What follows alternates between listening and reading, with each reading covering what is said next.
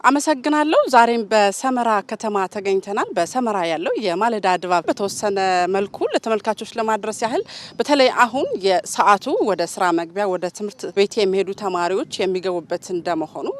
የተለያዩ ተማሪዎች ወደ ትምህርት ገበታቸው እየገቡ ነው የሚገኙት በተለይም ደግሞ ወደ ስራ ገበታቸው የሚገቡም እንዲሁ እየተንቀሳቀሱ ያሉበት ሁኔታ ነው ያለው ከዛ ባለፈም ደግሞ ይህ የትምህርት ሰዓት ስለሆነ በርከት ያሉ ተማሪዎች አሁን ላይ ወደ ትምህርት ገበታቸው እየገቡ ይገኛሉ በተለይ ደግሞ የእግረኛ መንገዶችንም ስንመለከት ነዋሪዎች በተለይ አፋር እንደሚታወቀው ሞቃታማ ቦታ ነው በተለይ በማለዳም በአመሻሽም ደግሞ ወክ የሚያደርጉ ነዋሪዎች በአመች በሆነ መልኩ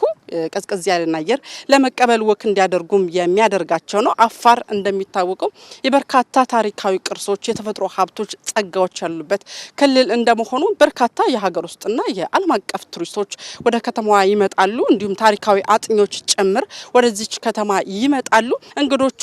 መንቀሳቀስን ይፈልጋሉ አረፍ የሚሉባቸው ቦታዎችን ይፈልጋሉ ከዛ አኳያ ታሪክን ለማወቅ ነውና የመጡት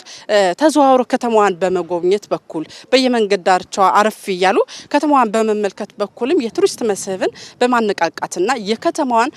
ታሪካዊም እንዲሁም ተፈጥሯዊ ቅርሶችን በማስተዋወቅ ረገድ ትልቅ ፋይዳ እንዳለው መመልከት ችለናል በሰመራ ከተማ የተሰራው የኮሪደር ልማት ነው እንግዲህ ዘርፈ ብዙ ፋይዳዎችን ለከተማዋ ያመጡ የሚገኙት ማለት ነው እንዲህ ያለው እንቅስቃሴ በሀገራችን በተለያዩ ከተሞች ተተግብሯል እየተተገበረም ነው የሚገኘው ይህ ደግሞ የሀገርን ገጽታ በእጅጉ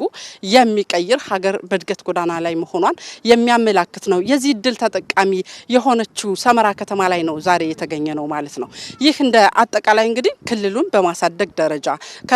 በሀገራችን ካሉ ከሌሎች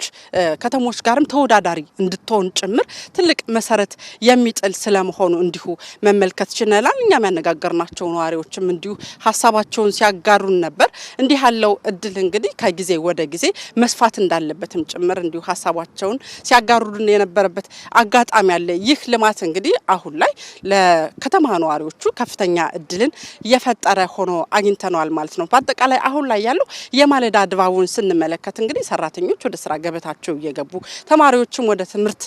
ገበታቸው እየገቡ ትምህርትን ለመቅሰም እየተንቀሳቀሱ ያሉበት ሁኔታ ነው ያለው ማለት ነው በአፋር ሰመራ ከተማ የተመለከትነው የማለዳ ድባብ ይህንን ይመስላል አመሰግናለሁ